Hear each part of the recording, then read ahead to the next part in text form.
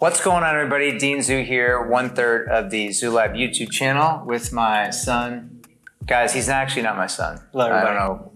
A couple of videos ago, you guys thought he was my son. Like, come on. Like, today we're going to be talking about book lighting. Now, book lighting, for some of you, you might think, is that a small light that you put over your book while you're reading in your room? It's not actually that. So what is a book light? Literally a book light, if you think about it, is like opening a book kind of at this like 45-degree angle, and then we shine light into it and it bounces off the other side onto the other pages.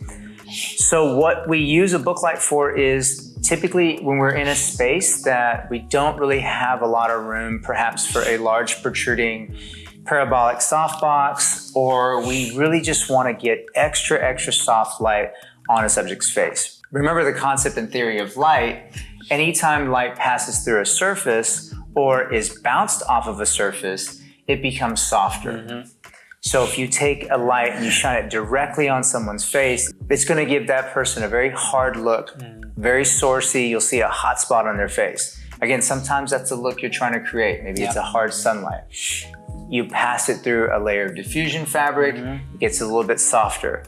The reason why we love the book light is because we're bouncing it off one source, typically an ultra bounce, or sometimes you can even use a beadboard or a wall even. That bounced light then becomes softer.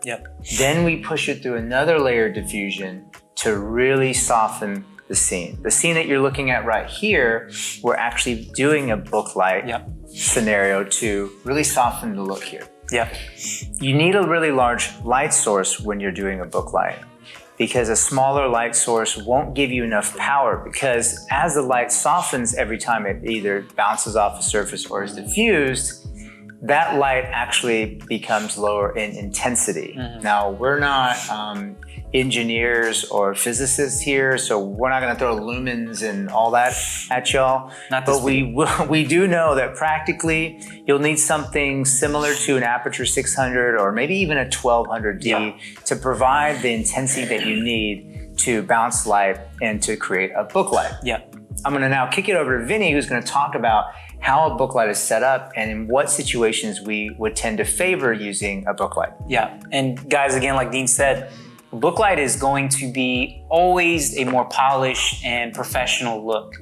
And we are constantly chasing in cinematography a more polished and professional look. We don't want our images to look too saucy. We don't want it to look like it was lit. I love, what Dean says, and I mentioned in one of our last videos, is it takes a lot of work to make it look like it wasn't lit at all. So, something like this where, this scene, even as we're talking, feels like it may have been lit by these windows. Maybe the ambient came in and filled up these lights. This practical above us is bringing some very cool warm tones from the top. But there's a lot of lights going on. There's a big key here with our book light. There's another Amaran F22C to kind of emphasize that top-down practical here. And over here we have a sweet little spotlight,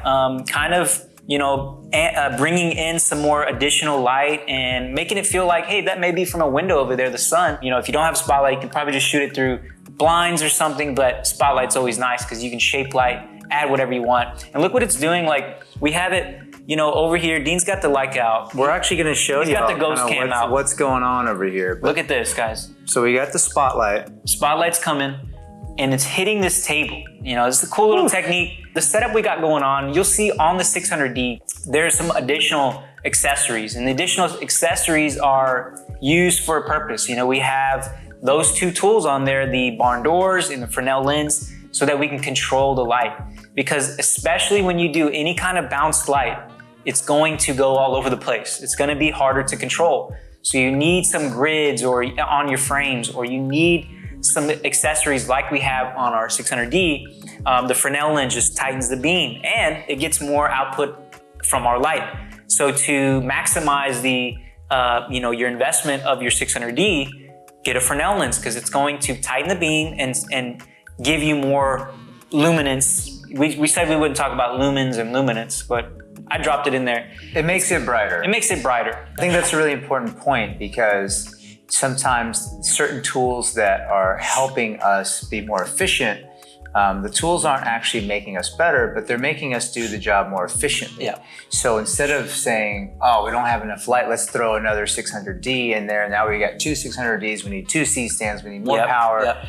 Just by buying a small accessory like a Fresnel lens and barn doors, that's maximizing your investment in your current light. So again, even if you don't have a 600D out there and you're rocking maybe a 200X or 100X, find a way to maximize that. We're going to show them that one light here in just a bit. We're going to show you guys a one stand setup with a 200 watt light, like a lot of you guys have, on one stand, doing a book light, where you can just put this in any corner of a room, scene that you're shooting, fits in any spot. It's gonna be super soft. We're gonna show you that in a second. And again, like you were just saying, we could essentially say, you know what, we don't have barn doors and Fresnel lens.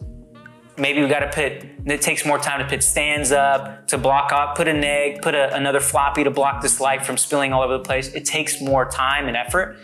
Buying small tools like this just maximizes and makes our job a whole lot easier, because we have a ton of other stuff to worry about. Talking to the client, we got making sure that the shoot, that everyone's, make sure the mic's on. Make sure the mic's on. There's film in the camera. Making sure that there's sandwiches, the coffee. The craft services are coming, and we have coffee and stuff like that. So now that you guys seen kind of the bigger setup, this is kind of the full tilt, but we would bring on a professional set and we're really rocking, and we've got a lot of pieces and a lot of hands on deck to help.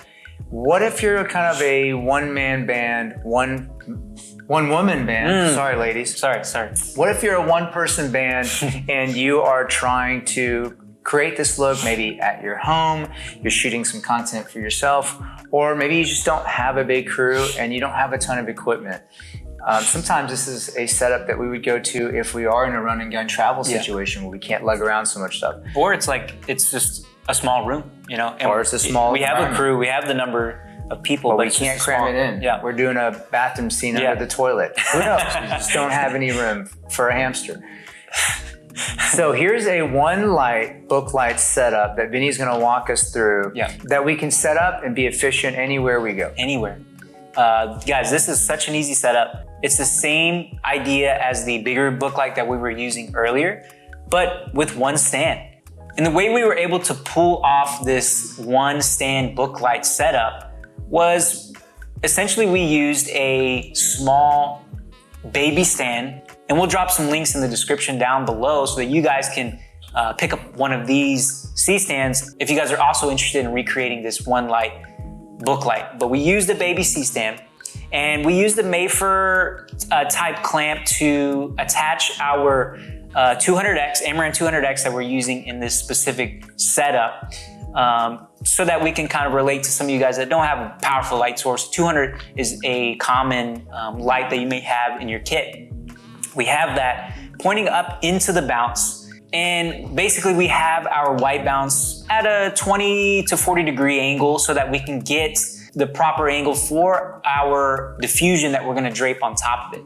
And when we put our diffusion on, we're just using clamps, simple clamps that you guys can also pick up in the description down below. And as the diffusion's coming down, the light's going between the bounce, going into the bounce and coming through that diffusion of choice. And you can use a 4x frame. We also have like a 5x frame that you can use. Those are kind of the biggest frames that you can get up to for this kind of setup, to where it doesn't get too heavy on one stand. And that's it, guys. That's the one stand book light setup. So easy, so compact. You can have this in the corner of a room and have really, really, really professional, polished looks. And that's what we're going for, guys. That's the idea, and that's the goal in any image that we create in our projects. But once you stick to the basics of how and why a book light exists, then you really can create that look with almost any type of material you have laying around or that you can acquire. Now, these two book light setups are intended for different purposes. Number one, obviously, is, hey, space is a limitation. But also, if you're looking for a tighter scene, right now we're filming in a wide scene here. We need to go with a bigger light source. We need to have more lights, and we need to have perhaps a bigger book light setup just to get both of us. The one light book light setup is really great for tighter shots of a single individual. Yep. It's even great for things like product photography and Yeah. videography, where you need to get super, super close on a subject and you don't really need all that output and you don't have all the room. That's it, guys. Thank you for watching our video on book lighting. In the comments below, tell us what you want to see next. Tell us how you do your book lighting at home. We'd love to learn from everybody in the community. We also want to pass along information that we pick up. So tell us what you like. Tell us what you want to see. We'll be creating content around your comments. Yeah. And like always, please like, share, and subscribe this video and our channel. It helps us. It gets the information out to fellow creators like you and ourselves. And that's how we can keep the industry going. We always want to give information out and help each other out. It's collaboration, not competition. Yeah. We'll see you guys on the next one. Appreciate you guys.